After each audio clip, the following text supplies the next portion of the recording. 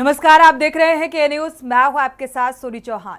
EVM क्यों खराब? क्योंकि चौथे चरण का मतदान है। लोकसभा 2024 के चौथे चरण में 10 राज्यों की 96 सीटों पर वोटिंग चल रही है और इस चरण की अगर बात की जाए तो 1717 उम्मीदवार चुनावी मैदान में किस्मत आजमा रहे हैं और आंध्र प्रदेश की सभी 25 सीटों पर मतदान हो रहा है। साउथ एक्टर अल्लू अर्जुन ने हैदराबाद में अपना वोट डाला। वोट डालने के बाद अल्लू अर्जुन ने कहा कि सभी लोग अपना वोट डालें, ये हमारे लिए बेहद अहम दिन है। बाद में विभूषण सम्मान से सम्मानित चिरंजीवी ने हैदराबाद में अपने मताधिकार का इस्तेमाल किया और अभिनेता जूनियर एनटीआर ने हैदराबाद के जुबली हिल्स में बने मतदान केंद्र में वोट डाला। इस दौरान उन्होंने सभी से निकलकर वोट डालने की भी अपील की। तस्वीरें आप टीवी स्क्रीन पर देख पा रहे हैं। बूथ स्थल तक पहुंचकर अपने मताधिकार का प्रयोग करने के लिए पहुंचे हुए हैं। उन्नाव मतदान केंद्र की आप तस्वीर देख पा रहे हैं, जहां पर चुनाव का बहिष्कार भी किया गया। कई अहम मुद्दों को लेकर कानपुर देहात की तस्वीर भी देख पा रहे हैं, जहां पर सन्नाटा और रंग बिरंगी साड़ियों में महिलाएं लाइनों में लगी हुई नजर आ रही हैं। और ये लोकतंत्र का रंग है, रंग बिरंगा इसे कहा जा सकता है। और इस लोकतंत्र के महापर्व में हर एक शख्स की भागीदारी बेहद अहम हो जाती है। तो ईवीएम में आज इन उम्मीदवारों के भाग्य का जो फैसला है वो मतदाता कैद करेंगे अपने एक एक वोट, क्योंकि बेहद मायने रखता है और बेहद अहम है। साथ ही आप कई जगहों से बूथ स्थल पर नोकझोंक की भी तस्वीरें सामने आ रही हैं। कानपुर के बूथ स्थल की एक तस्वीर आप देख पा रहे हैं, जहां पर प्रशासनिक अमले की मौजूदगी के बीच नोकझोंक की भी तस्वीर सामने आई।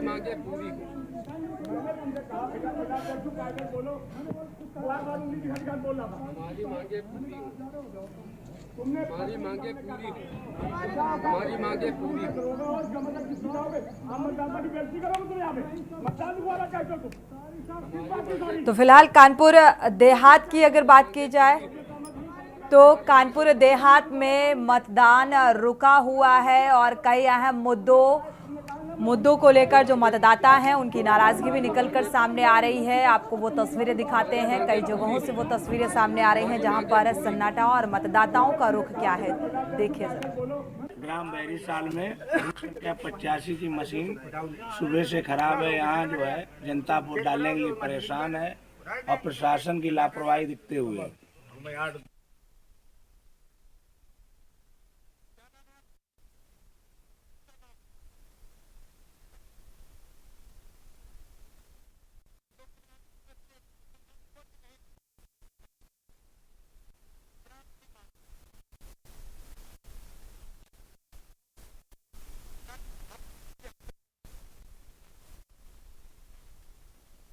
तो चौथे चरण की लड़ाई में आप देख पा रहे हैं कानपुर देहात के कुछ मतदाताओं की तस्वीरें सामने आ रही हैं जो फिलहाल गड़बड़ी का देखा जाए तो रुख जताते हुए नजर आ रहे हैं। और यहाँ पर कई जगह मशीन जो है ईवीएम खराब होने का जिक्र करते हुए नजर आ रहे हैं। और ये तस्वीर कोई नई नहीं है, अक्सर देखा गया पहले चरण से और अब तक, यानी कि चौथे चरण का ये मतदान है। और ऐसे में कई जगहों से ये तस्वीरें सामने आ रही हैं कि ईवीएम में खराबी देखने को मिल रही है।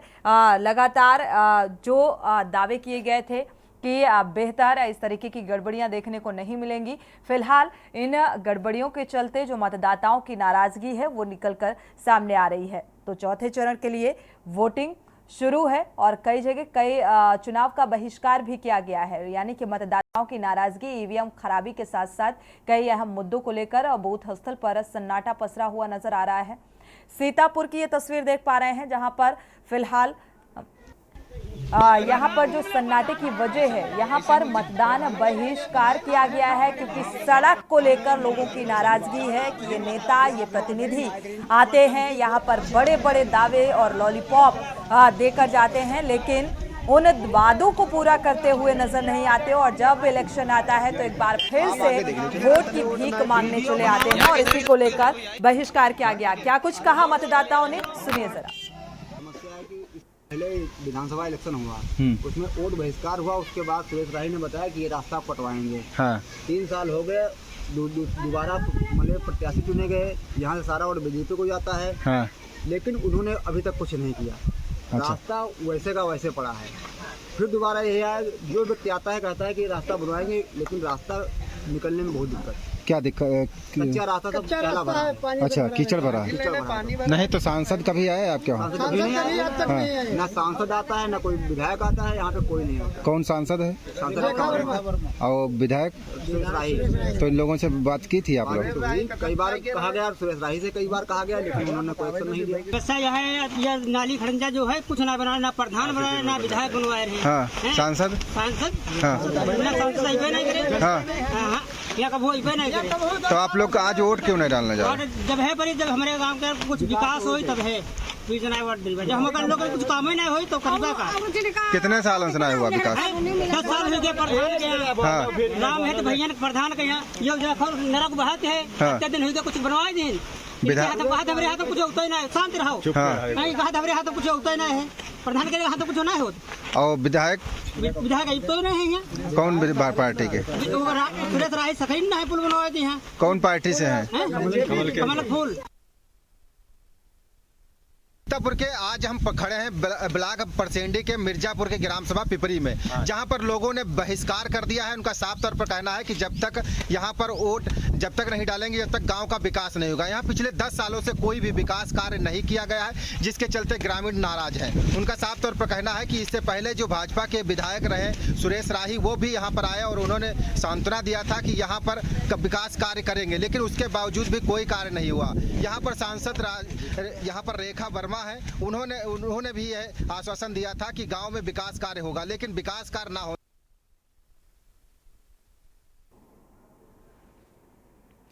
तो फिलहाल आपको बता दें कि जगह जगह से मतदाताओं की नाराजगी के साथ ईवीएम खराब होने की वजह से भी नाराजगी देखने को मिल रही है।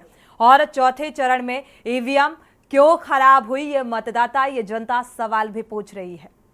क्या करके विमल बादशाहपुर के फोन आ रहा क्या करके यहाँ जो है मशीन भिजवाई जाए।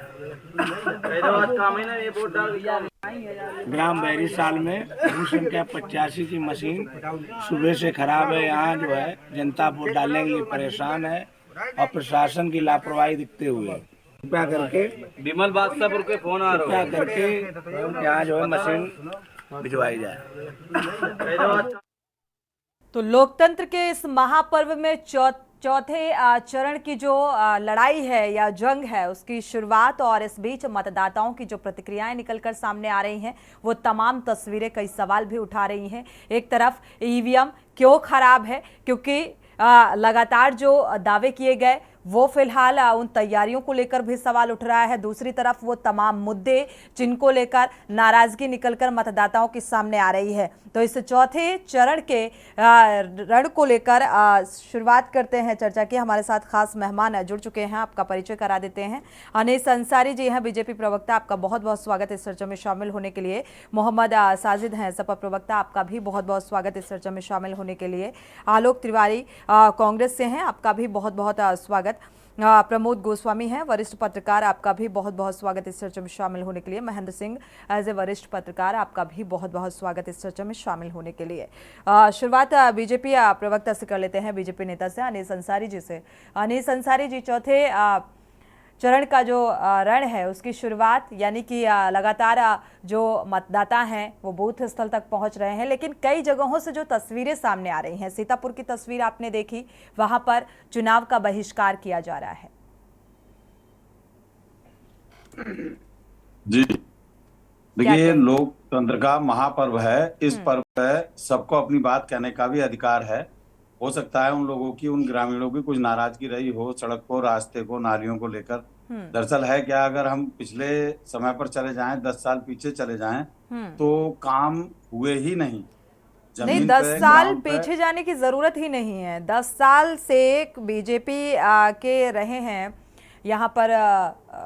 देखा जाए विधायक सुरेश जी, उन पर भी आरोप लगाया जा रहा है कि वो भी आए, कई बार उन्होंने आश्वासन दिया कि ये सड़क बन जाएगी, लेकिन नहीं बनी। अगर सीतापुर के स्पेशली बात कीजिए। मैं वही बताने जा रहा हूँ, 60 साल का फैलाया हुआ रायता 10 साल में नहीं समेटा जा सकता। विकास कार्य आप जितने भी चैनल पे बैठे हैं, दिल पे हाथ रख के बताइए, भारतीय जनता पार्टी के 10 साल के शासनकाल में सबसे ज्यादा सड़कें बनाने का काम किया तो भारतीय जनता पार्टी ने किया। अगर कहीं रह गई छोटी गली रास्ते हो सकता है रह गए हों, जैसा आप दिखा रही हैं, तो वो भी बनेंगे, समय के अनुसार बनेंगे। ऐसा नहीं है कि उसमें भाजपा दोषी हो गई। रही बात आरोप लगाने की, भाजपा पे देखिए स्वतंत्र है। अब भारतीय जनता पार्टी नहीं, पर ये आरोप आरोप नहीं लगाइए, है, किसी इसको पार्टी आरोप पे मत कहिए अनीस जी, क्योंकि ये हकीकत है और तस्वीरें झूठ नहीं बोलती। हम वही कह रहे हैं, ये हकीकत है कि जो रायता फैलाया हुआ है इनका विपक्षी दलों का, उसको हम समेट रहे हैं। समेटते समेटते यहाँ तक आ गए। और आज जो स्थिति है भारतीय जनता पार्टी की, भारतीय जनता पार्टी राष्ट्र की सबसे नंबर 1 की पार्टी है। देश में काम करवाया है और देश में काम करवाती रहेगी। उत्तर प्रदेश की बात लेके चलिए, उत्तर प्रदेश में भी काम कराया है। सबसे ज्यादा सड़कें अगर किसी ने बनाई हैं तो भारतीय जनता पार्टी की सरकार ने बनाई। ठीक है, मोहम्मद साजिद जी का रुख करें, उससे पहले आलोक तिवारी जी का कर लेते हैं। आलोक तिवारी जी, इतना रायता फैला दिया गया कि अब उसे भारतीय जनता पार्टी को समेटने में काफ़ी वक्त लग रहा है और इसीलिए अभी भी वो बेसिक चीज़ें जो हैं, सड़क अभी तक ठीक नहीं हो पाई है, जिसकी वजह से चुनाव बहिष्कार किया जा रहा है। देखिए, बेसिक चीज होता है मनुष्य, है ना। और सड़क, इस देश में चुनाव चल रहा है, भाजपा मानवतावादी पार्टी ने, इस देश में चुनाव चल रहा है, मनुष्य लड़ रहा है, मनुष्य वोट दे रहा है। क्या हाईवे चुनाव लड़ रहा है, शौचालय वोट दे रहे हैं? मानवतावादी नहीं है। व्यक्ति भूखा इतना पड़ा हुआ घर में, सड़क पे निकल पाएगा? ये सड़क बना के क्या करेंगे? ये बताएं। सड़कें बना दी, व्यापारिक ट्रांसपोर्टेशन कितना बढ़ा पाए? देश को तो व्यापार मार डाला इन्होंने। ये हर बात में पीछे जाते हैं। आज मैं एंकर महोदय, मैं आपकी नॉलेज भी बढ़ाऊंगा। एक बड़ा शास्त्र, मोदी 47 तक जाते हैं, कभी 300 साल पीछे जाते हैं। एक बड़ा शास्त्रीय उदाहरण आप भी को सीखने का मौका मिलेगा। मैं बताऊं, राजा भोज के यहाँ कालिदास थे, दोनों बड़े विद्वान थे। एक दिन, मैडम प्लीज, एक दिन राजा भोज बिल्कुल कंटिन्यू कीजिए। पत्नी जो है उनकी साला आया था, बात कर रही थी, बीच में बोले तो उन्होंने बोल दिया चुप रहो मूर्ख राज। तो राजा भोज बड़े बेइज्जत हुए, बिना खाए पिए सो गए। तो उन्होंने कहा ये सवाल मैं कालिदास के सामने रखूंगा। तो दूसरे दिन राजा भोज बैठे थे, कालिदास दरबार में आए, बोले आओ राजा भोज, आओ मूर्ख राज। कालिदास ने बड़ी समझदारी से सवाल को टेकअप किया और राजा से कहा कि खाद्यानि गच्छामि हसन्ते जल्पे, गतम न सोचा निकटम न मन्ये, द्वामा तृतीयम न भवाति राजन, किम कारणम भोजबमामि मूर्खम। इसकी जो मेन क्रक्स वाली लाइन है वो भाजपाइयों के ऊपर अप्लाई होती है। इंटायरली मूर्खों की तरीके बात करती है। ये हमेशा गई बात पर चिंतन करती है और किए का बखान करती है। नरेंद्र मोदी उत्तर प्रदेश के चुनाव में कह रहे थे तुमने मोदी का नमक खाया है, मैंने वैक्सीन लगवाई है। अरे ये तो बता देते, उस मौत वाली वैक्सीन से चंदा किससे खाया था, कितना खाया था? अरे साहब, रायता क्या फैला दे? आपने देश को गर्त में ले जाके डाल दिया है। अभी मैं योगी का भाषण पढ़ रहा था, अभी मैं योगी जी का भाषण सुन रहा था आपके चैनल पर। इनके पाकिस्तान से क्या संबंध है? इनके राहुल गांधी के पाकिस्तान से संबंध हैं, मेरे संबंध हैं। जब तक भारतीय जनता पार्टी की सरकार पाकिस्तान से राजनीतिक संबंध बना करके चलती है, तब तक संबंध है 56 इंच का कलेजा। नहीं, आलोक तिवारी जी, वो तो प्रतिक्रियाएं भी इस तरीके की सामने आती हैं। अब जैसे अरविंद केजरीवाल को अंतरिम जमानत मिली तो वहां पर पाकिस्तान के जो पूर्व मंत्री हैं उनकी प्रतिक्रिया सामने आ जाती है। सैम पित्रोदा को के बयान को लेकर देख लीजिए, तो कहीं ना कहीं तो मौका विपक्षी पार्टियां देती हैं ना। अरे सुनिए, तो सैम पित्रोदा ने इस्तीफा दे दिया है। बताइए, नरेंद्र मोदी के मंत्री, डिप्टी चीफ मिनिस्टर सीक्वेंस में कह रहे हैं कि आलोक जी, आज के न्यूज़पेपर भी पढ़ लिए होते हैं। पाकिस्तान की हब कंपनी से पैसा खा रहे थे नरेंद्र मोदी। फिर बुरा किस बात का लग रहा है? ठीक है, बीच में मत बोलिएगा। नरेंद्र मोदी इन्हीं को घुसपैठिया कहते हैं। ये जो बैठे हैं ना, घुसपैठिया करते हैं। एक दिन इनकी मॉब लिंचिंग जैसे 1 लाख को मार दिया था। इसलिए थोड़ा सा पार्टी छोड़ने पर विचार करिए। आप बीच में मत बोलिए, इस तरीके की बातें समझाएंगे। ठीक है, बहुत अच्छी कहानी सुनाई आपने आलोक तिवारी जी, लेकिन मुझे लगता है विपक्ष को चाणक्य नीति भी पढ़ लेनी चाहिए, और जिसका राजनीति में बहुत ज्यादा इस्तेमाल किया जाता है। एक अगर बेहतर राजनीतिज्ञ बनना है तो चाणक्य नीति पढ़नी बेहद जरूरी हो जाती है। मोहम्मद साजिद जी का रुख कर लेते हैं। मोहम्मद साजिद जी, इस बार क्योंकि देखा जाए ये 2024 का लोकसभा चुनाव जो है बेहद मायने रखता है हर एक राजनीतिक दल के लिए। उत्तर प्रदेश की 13 सीटें जिनमें आज चुनाव हो रहा है। सीतापुर की तस्वीर सामने आई, आज यहां भी मतदान का बहिष्कार किया गया है। लोकतंत्र के इस महापर्व में ऐसी तस्वीर का सामने आना सोनी चौहान जी, धन्यवाद बहुत बहुत आपका। जी। सबसे पहले मुझे अफसोस है कि जौनपुर में एक पत्रकार साथी की गोली मारकर हत्या कर दी है। ये यूपी की कानून व्यवस्था है और उसके लिए मैं खराज अकीदत पेश करता हूँ। जी। यूपी में मतदाता जो है वो ये अभी तक नेहरू और कांग्रेस को नहीं भूल रहे हैं और इसीलिए कांग्रेस याद करते करते, समाजवादी पार्टी याद करते करते इंडिया गठबंधन की दोबारा सरकार आ चुकी है और हम लोग लगभग 350 के करीब सीट जीतने जा रहे हैं। इन्होंने कोई विकास कार्य नहीं कराया है, इसलिए जनता चुनाव का बहिष्कार कर रही है, मतदान का बहिष्कार कर रही है, वोट नहीं डाल रही है। अगर इन्होंने विकास कार्य कराए होते तो मतदान होता और जनता बढ़ चढ़ कर हिस्सा लेती। निर्वाचन आयोग भले ही अधिक से अधिक मतदान के दावे कर रहा हो, लेकिन व्यवस्थाओं में कहीं ना कहीं कमी है और ये नाराजगी कोई वोटिंग वाले दिन नहीं होती है। वो लोग पहले चेतावनी देते हैं और जब भाजपा के नेता जाते हैं तो उनका भी बहिष्कार करते हैं और उनको भी चेतावनी देते हैं कि हम मतदान नहीं करेंगे, लेकिन उसके बाद भी उनकी समस्याओं का हल नहीं होता और ना ही भाजपा और ना ही कहीं ना कहीं प्रशासन की भी चूक है, इसीलिए मतदान लगातार गिर रहा है। अभी पिछले चरणों में जो चुनाव हुआ था, तीसरे चरण में 10 सीटों पे, उसमें भी मतदान प्रतिशत गिरा है। चाहे बरेली लोकसभा सीट हो या आंवला हो या बदायूं हो, सभी में मतदान गिरा है। तो भाजपा ने कोई कार्य तो किए नहीं है, केवल ये जो है वो जनता को गुमराह करना, लड़ाना है। अच्छा, इनको वोट देगी क्यों जनता? पूरे रात भर किसान जागता है, गोलियां ये बरसाते हैं, उसके आगे पत्थर कांटे ये लगाते हैं। किसान, हिंदुस्तान दुनिया में सबसे अधिक किसानों की आत्महत्या वाला देश बन गया है। जीडीपी का 57% कर्ज हो चुका है। भुखमरी में हिंदुस्तान लगातार बढ़ता जा रहा है, खुशहाली में हिंदुस्तान लगातार नीचे आता जा रहा है। आप देखिए, लोगों बेरोजगारी में ये आलम है कि हिंदुस्तान का 83% युवा बेरोजगार है। वर्ल्ड स्टैटिस्टिक्स की रिपोर्ट में हम 7वें नंबर पर पहुंच चुके हैं। नेशनल हेल्थ प्रोफाइल की रिपोर्ट में हिंदुस्तान में हर एक की आबादी पर एक डॉक्टर होना चाहिए, लेकिन 11,000 आते हैं और भी मुद्दों पर बात करते हैं। प्रतिक्रिया जल्दी से ले लेते हैं वरिष्ठ पत्रकारों के भी। प्रमोद गोस्वामी जी का रुख कर लेते हैं। आप ये समझिए कि इनको वोटिंग क्यों करेगा? इनका जो बहिष्कार है वो खासतौर से जो वोटिंग का बहिष्कार है वो भाजपा का बहिष्कार है। भाजपा का बहिष्कार कर रहे हैं लोग।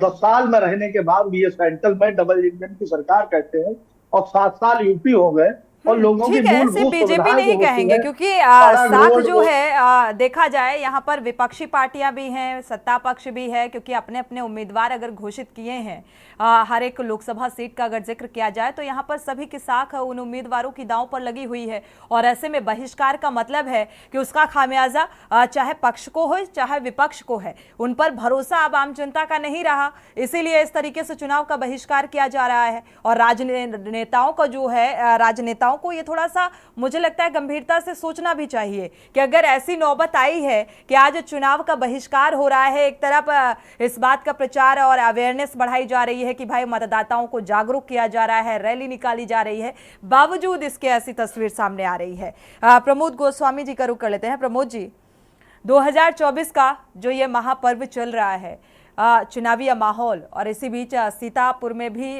देखा जाए तो मतदान है आज, और यहाँ पर चुनाव बहिष्कार किया है लोगों ने, सिर्फ सड़क ना बनने की वजह से, क्योंकि 10 साल से उन्हें झूठा आश्वासन दिया जा रहा है।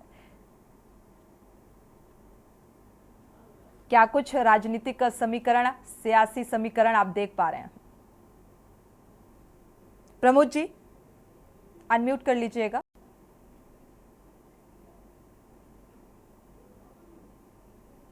आवाज आ रही है? जी सुन पा रहे हैं। जी सुन पा रहे हैं। आवाज जी सुन पा रहे हैं। आवाज आ रही? जी जी जी जी। सूरभ जी, हाँ सूरभ जी, देखिए ये खाली एक बहिष्कार तो सीतापुर का ले लीजिए या 1-2 जगह और ले लीजिए, ये अपनी जगह पर है। इसके मूल में जाइए कि क्या वजह है कि 14 और 19 और उसके बाद 24 में लोगों के मतदाताओं में एक निराशा क्यों व्याप्त हो गई, जो मतदान प्रतिशत घटता जा रहा है। सवाल ये भी है, ये तो एक छोटी छोटी अपने अपने गांव की वहां की समस्याएं हैं। बिल्कुल, ये एग्जाम्पल है, एग्जाम्पल के तौर पर पूछा, लेकिन अल्टीमेटली ये वोटिंग जो प्रतिशत है वाकई बहुत घटता जा रहा है। हाँ, ये कहीं ना कहीं जनता की शासन के सत्ता के प्रति नाराजगी जाहिर कर रही है। वो चाहे बेरोजगारी का मुद्दा हो, चाहे गरीबी का मुद्दा हो, चाहे मतलब महंगाई का मुद्दा हो, चाहे किसानों का पश्चिम में चले जाइए मुद्दा हो, तो ये सारी चीजें, और पूरे देश में देख लीजिए, कुछ राज्यों को छोड़ दीजिए, बंगाल उधर के छोड़ दीजिए, वहाँ की स्थितियां अलग हैं। अदरवाइज देखें तो ये जो घट रहा है, ये कहीं ना कहीं सत्ता को से नाराजगी मुझे नजर आती है, जहां तक मेरा अपना थोड़ा बहुत अनुभव है कि सत्ता की नाराजगी है। और देखिए सीतापुर में जो अभी आपने सुनवाया, उसमें वो कह रहे हैं ना सांसद आया ना विधायक आया। विधायक जब चुनाव हुआ 22 में तो उनसे कहा गया उन्होंने करवा देंगे, इससे पहले सांसद से कहा गया बोले करवा देंगे।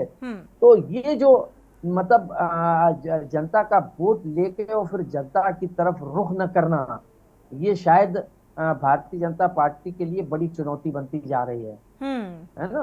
तो मुझे लगता है कि और जिस ढंग से हो रहा, अब अभी देख लीजिए कि अगर ये 3 चरणों के चुनाव हुए हैं, उनमें मतदान घटा, और इसमें भी मतलब कुछ ऐसे हैं जैसे कन्नौज है, सीतापुर है, वहाँ अच्छा मतदान हो रहा है। 11 बजे तक 28-29% मतदान हो गया, लगता है कि यहाँ बढ़ेगा।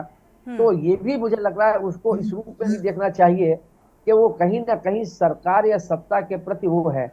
अभी हमारे अनिल साहब ने एक बात कही थी, उन्होंने कहा कि ये 60 वर्ष का रायता फैलाया हुआ। तो ये 60 वर्ष का रायता क्या 120 वर्ष तक फैलता रहेगा?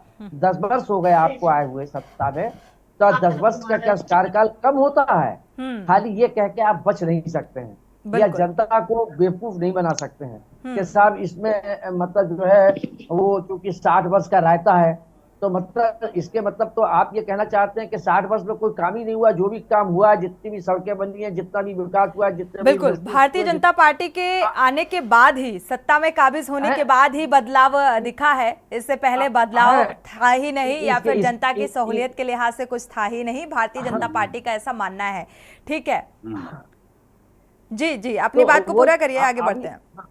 अभी वही, चाहे वो 19 का चुनाव हो, तो वो जो हमला कर दिया था पाकिस्तान पर, तो उसको लेके, लेकिन उसको ये भी भूलना चाहिए कि कांग्रेस के रिजीम में 71 के युद्ध में पाकिस्तान के 2 टुकड़े कर दिए थे। और विश्व का इतिहास है कि लगभग 1 लाख सशस्त्र सेना को सर नीचे और टांगे ऊपर कर दी थी कांग्रेस ने, और हमारी सेना ने, हमारी बहादुर सेना ने। ठीक है प्रमोद जी, जल्दी से एक छोटी सी प्रतिक्रिया ले लेते हैं महेंद्र जी से, क्योंकि ब्रेक का वक्त हो रहा है। महेंद्र जी, आपकी भी प्रतिक्रिया बेहद मायने रखती है। ईवीएम खराब और जिस तरीके से मतदान का बहिष्कार हो रहा है।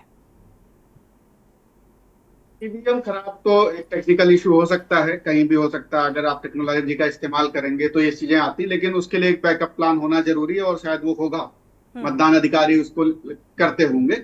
लेकिन जो बेहद गंभीर मसला है वो है कि चुनाव का, मतदान का बहिष्कार सबसे अंत में करता है मतदाता जागरूक है, उसे मालूम है हमारे मत का कितनी वैल्यू है, बावजूद इसके उसको मजबूरी में करना पड़ता है। इसका मतलब ये है कि न सिर्फ 60 साल बल्कि अब जो 77 साल होने को है, उनकी जो बेसिक प्रॉब्लम्स हैं उनको भी एड्रेस नहीं किया गया। सड़क, गांव को क्या चाहिए? एक सड़क हो जिसमें कि बारिश के दौरान पानी ना भरे, गांव में आने जाने के लिए दिक्कत ना हो। अगर वो सड़क भी नहीं बन पाई, वो चाहे, और राज्य सरकारों में तो सारी सरकारें रही हैं, कांग्रेस की भी रही है, समाजवादी पार्टी भी रही है, बीएसपी भी रही है, बीजेपी भी रही है, सभी सड़क, अगर इसके बावजूद वो नहीं उसको कर पा रहे हैं तो ये गुस्सा जायज है। और ये कैसा, ये सिर्फ टोकन होता है, टोकनिज्म होता है कि हम आपको ये बता रहे हैं कि हमारी समस्या है, इसको आप एड्रेस कीजिए। तो ये जरूरी है इस तरीके का, लेकिन ये दुर्भाग्यपूर्ण है अगर अभी तक बेसिक एमिनिटीज भी पूरी नहीं हो पाई हैं।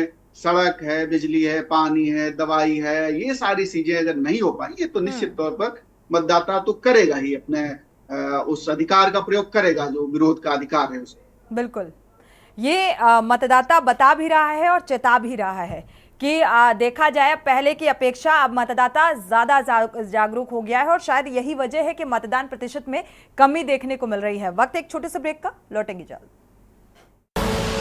आप देख रहे हैं के न्यूज, खबरों का सार।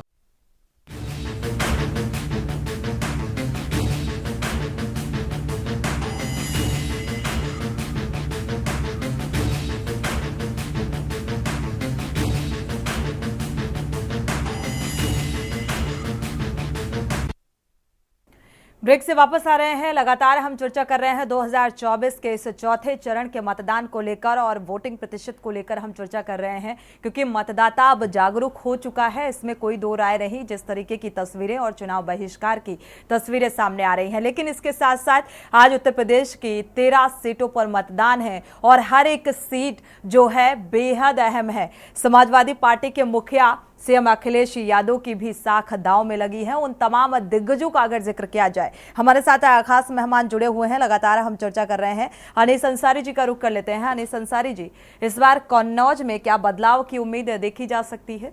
क्या कुछ सियासी समीकरण नजर आ रहे हैं?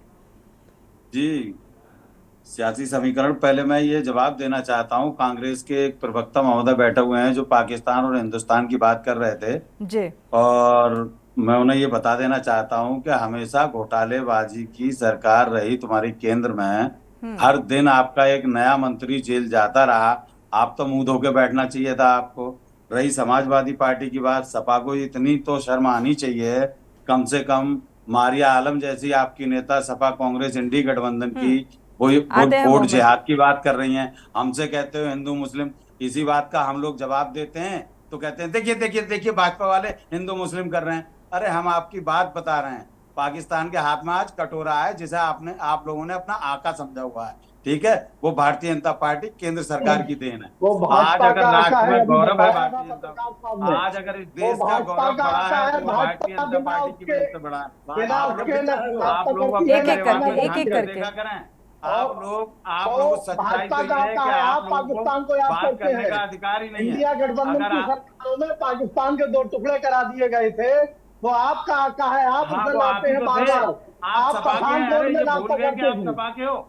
आप भूल गए कि आप सपा के हो और पत्रकारों की बात कर रहे थे। पत्रकारों का हल्ला बोल किसने किया था? शर्म आओ, शर्म आओ, थोड़ा शर्म आओ। विचारों की हत्या हो गई। शर्म आपको आनी चाहिए। यादव का समय याद कर लो। पत्रकारों का हल्ला बोल घर में घुस के उनके पत्रकारों को बहुत सम्मान दिया गया है, आवाज दिए गए हैं। ठीक है, वापस से चर्चा में लौटेंगे अनीस अंसारी जी और इस बात का जवाब भी मोहम्मद साजिद जी आपसे लेंगे। लेकिन बड़ी खबर से आपको रूबरू करा दें। सीतापुर से बड़ी खबर सामने आ रही है। सीतापुर से अहम खबर 149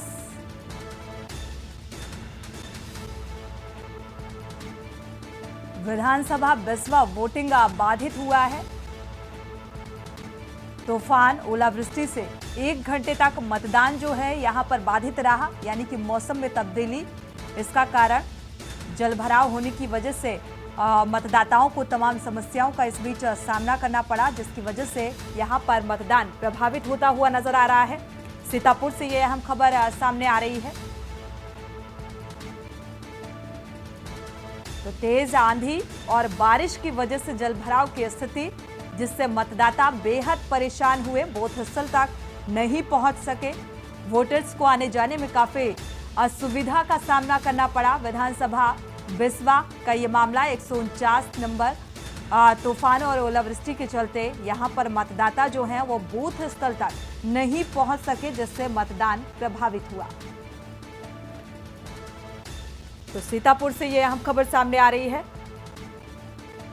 अबरार अली इसी खबर पर जुड़े हुए हैं। अबरार, क्या कुछ यहाँ पर मौसम के मिजाज का असर देखने को मिला?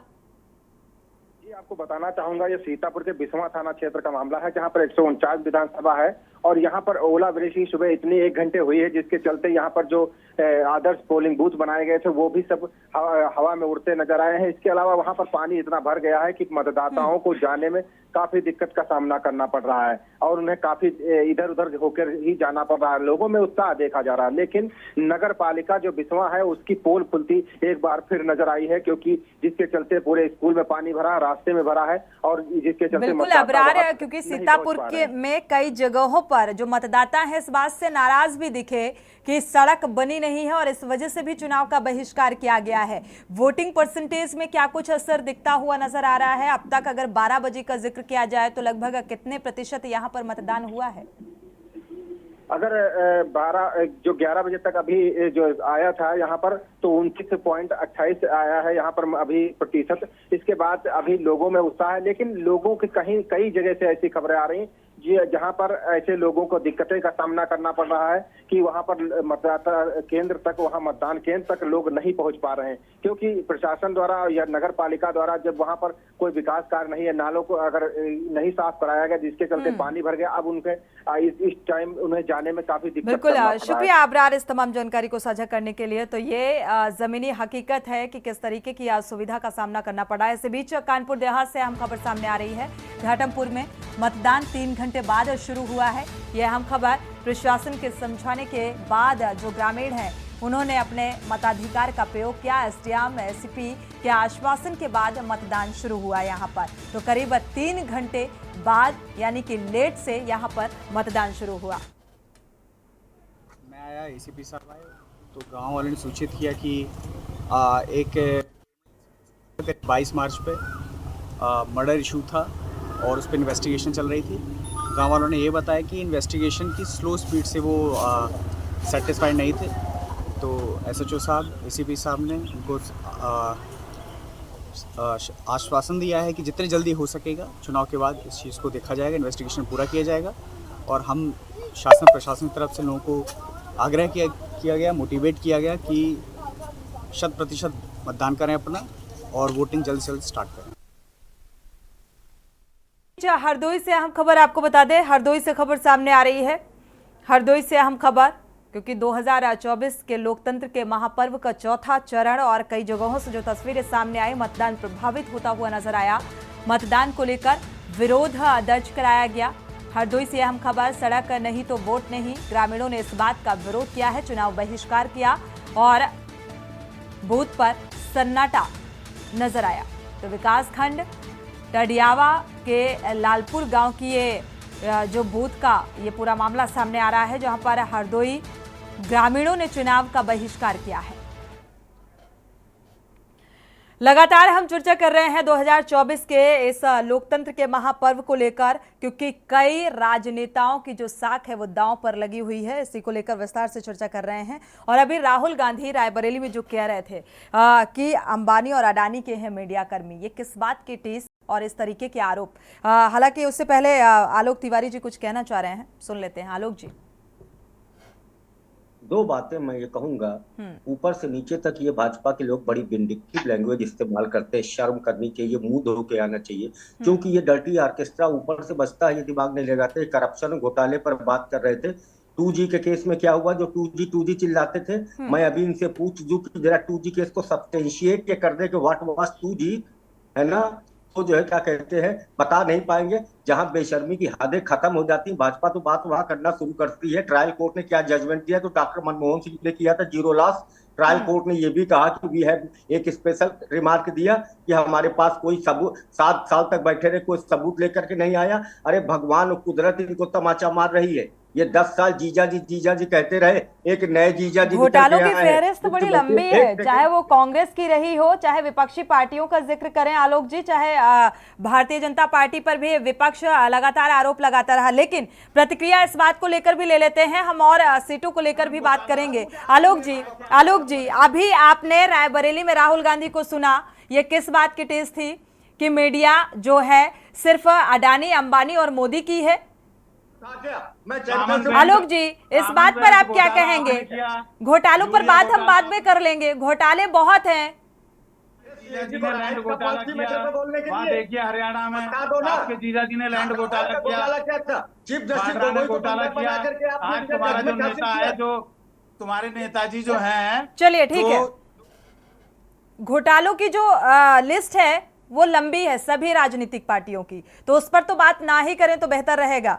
ठीक है, हमारे साथ और भी मेहमान जुड़े हुए हैं। मोहम्मद साजिद के बाद प्रमोद गोस्वामी जी का रुख करेंगे। मोहम्मद साजिद जी का रुख कर लेते हैं। मोहम्मद साजिद जी, क्या लगता है इस बार, क्योंकि कई अहम सीटें समाजवादी पार्टी के मुखिया की भी साख दांव में लगी है, इस बार क्या बदलाव देखते हुए नजर आ रहा है? समाजवादी पार्टी इंडिया गठबंधन सभी सीट जीतने जा रहा है। और तिवारी जी को मैं बता दूं कि तिवारी जी अभी पिछले दिनों यहाँ राष्ट्रीय अध्यक्ष, राष्ट्रीय जो भाजपा के गृह मंत्री जी हैं वो आए थे, तो अनीस भाई को वहां से धक्के मार के निकाल दिया गया था। मैंने वो वीडियो देखा, मुझे बड़ा अफसोस हुआ। तो वीडियो बहुत वायरल हो रहा है, वो वीडियो चल रहा है। अरे तो ये बेचारे अभी उसी दुख में है, काम है वो गलत वायरल तो ये कौन सी भाषा बोल दी, अरे पता नहीं है। वो वीडियो चल रहा है, वो वीडियो बहुत चल रहा है, बहुत चल रहा है। मुझे इनका नंबर नहीं था, नहीं तो मेरे पास उनका नंबर नहीं था, नहीं तो मैं नहीं तो मैं वहाँ इनसे बात करता, लेकिन नंबर नहीं था। तो ये अपने आप को ज्यादा दिखाने के लिए ये करेंगे। हाँ, यही रहा होगा, यही रहा होगा। तुम्हारी हिम्मत नहीं है, तुम तो विपक्षी हो। गृह मंत्री जी की मीटिंग में बहुत वीडियो इनका वायरल हुआ था और खबर भी चली थी, खबर भी बहुत चली। चलिए ठीक है, मैं ये बताना चाहता हूँ कि इंडिया गठबंधन ठीक है अनीस जी, आलोक जी, एक मिनट, मोहम्मद जी की बात पूरी हो जाए। लाखों वोट से चुनाव जीत रही है। आप कह रहे चलाओ अपनी। चलिए, फिलहाल विपक्षी पार्टियां और सत्ता पक्ष दोनों ही जीत का दम भरते हुए नजर आ रहे हैं, लेकिन 4 जून को ही ये स्थिति जो है स्पष्ट हो सकेगी। फिलहाल जिस तरीके से मतदान का बहिष्कार हो रहा है या मतदाता कुछ बेसिक मुद्दों को लेकर बहिष्कार कर रहे हैं, ये वाकई सोचने पर मजबूर करने वाली बात है। प्रमोद जी का रुख कर लेते हैं। प्रमोद जी, अभी रायबरेली में हालांकि 5वें चरण में मतदान होना है, चौथे चरण का मतदान आज जारी है, 6 बजे तक मतदान होगा। बहिष्कार के बीच जो राहुल गांधी को आप सुन पा रहे थे, ये किस बात की टीस है?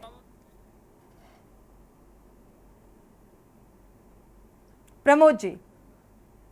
अच्छा, मुझसे आपने पूछा जी प्रमोद जी। सवाल प्लीज, हाँ रिपीट कर दीजिए सवाल। प्रमोद जी, इन आरोपों और प्रत्यारोप के बीच 5वें चरण में मतदान होना है रायबरेली में।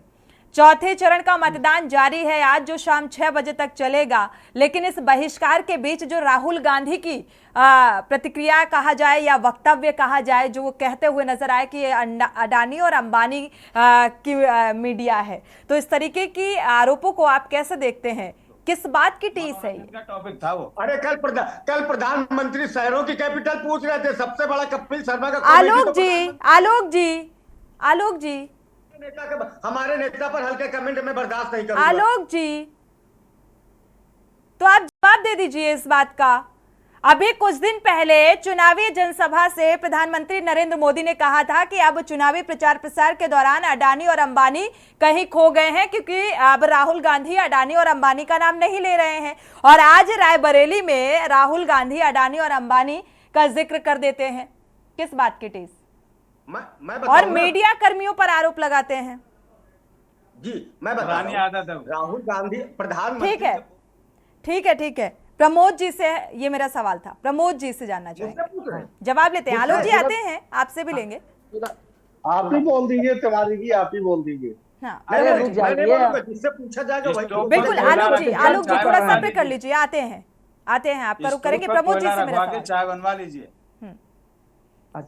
ठीक है अनीस जी, रहने दीजिए, व्यक्तिगत मत जाइए। सौरभ जी, हाँ देखिए, एक बात तो वो जो मीडिया को लेके कह रहे हैं, इसमें तो जग जाहिर है, किसी से छिपा नहीं है कि अब देश का मीडिया जो है वो मीडिया, और कहा यह जाता है कि लोकतंत्र का चौथा स्तंभ है, और उसका ये दायित्व है कि जो भी सत्ता है, सत्ता की खामियों को भी उजागर करे और उसके कार्यों को भी उजागर करे।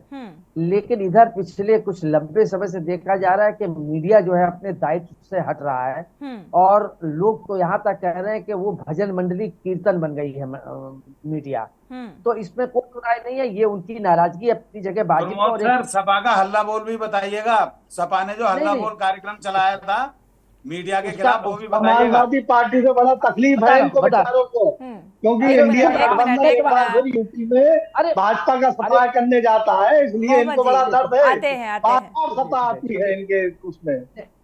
अनीस साहब मैं बता दूं कि जो हल्ला बोल हुआ था उसमें पत्रकारों के खिलाफ नहीं हुआ था, वो मालिकों के खिलाफ हुआ था। और ये बात प्रेस कॉन्फ्रेंस में मुलायम सिंह जी ने बुला के प्रेस को ये बात कही थी, नंबर 1। तो जहां तक अगर ये माना जाए तो वो ठीक है, वो पत्रकारों के खिलाफ नहीं था, वो मालिकों के खिलाफ था।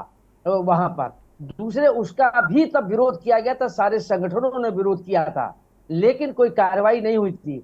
आज आप अभी देख लीजिए, चाहे वो रायबरेली का मामला हो, चाहे अमेठी का मामला हो, एक पत्रकार ने सवाल पूछ दिया तो उसको नौकरी से निकलवा दिया, दूसरी जगह उसको पिटवा दिया। आजकल तो राजनेता जो है अपने मन मुताबिक सवाल जो है वो पूछवाना भी चाहते हैं, तो उसके लिए इस तरीके से मीडिया का यूटिलाइज भी किया जा रहा है। ठीक है, आलोक जी कुछ कहना चाह रहे हैं, इसके बाद महेंद्र जी का रुख करेंगे।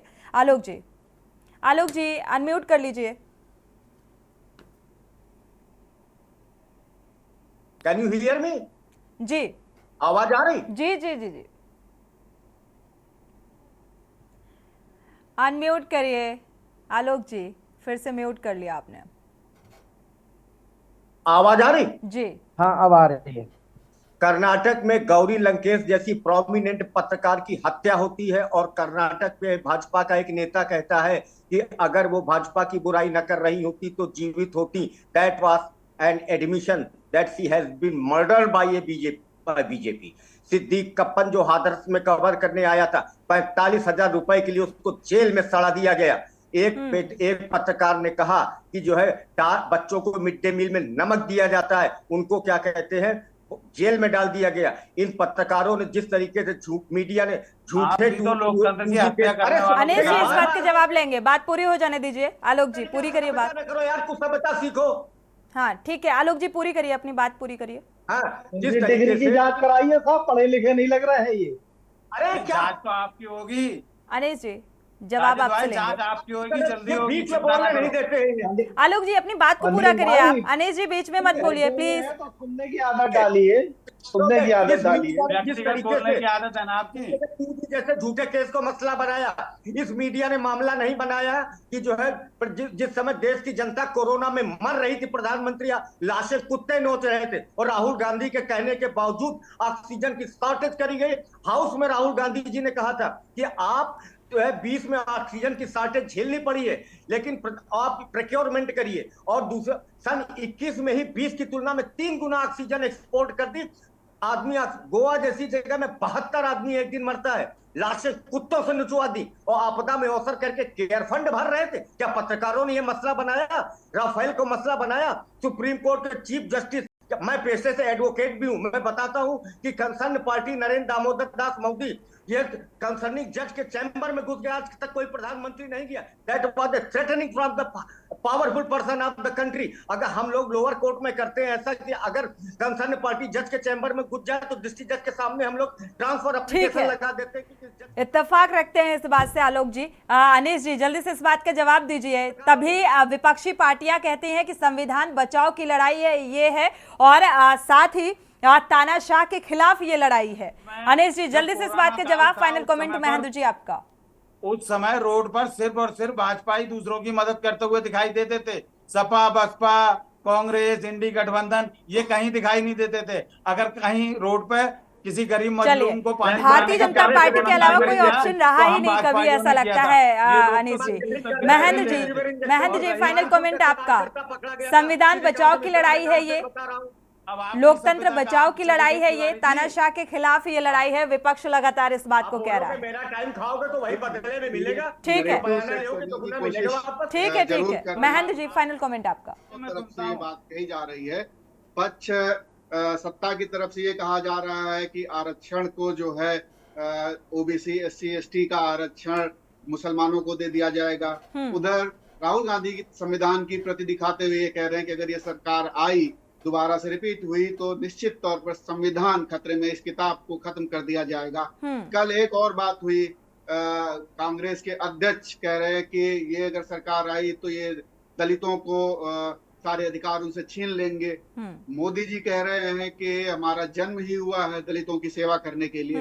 तो ये सारी चीजें चुनाव के दौरान इस तरीके से आती है, लेकिन जो मूल मसला है कि क्या लोकतंत्र कमजोर हुआ है क्या, और दूसरा क्या प्रेस पे जिस तरीके से हमले हो रहे हैं, क्या ये अभी एकाएक बढ़े हैं या पहले भी होते रहे हैं?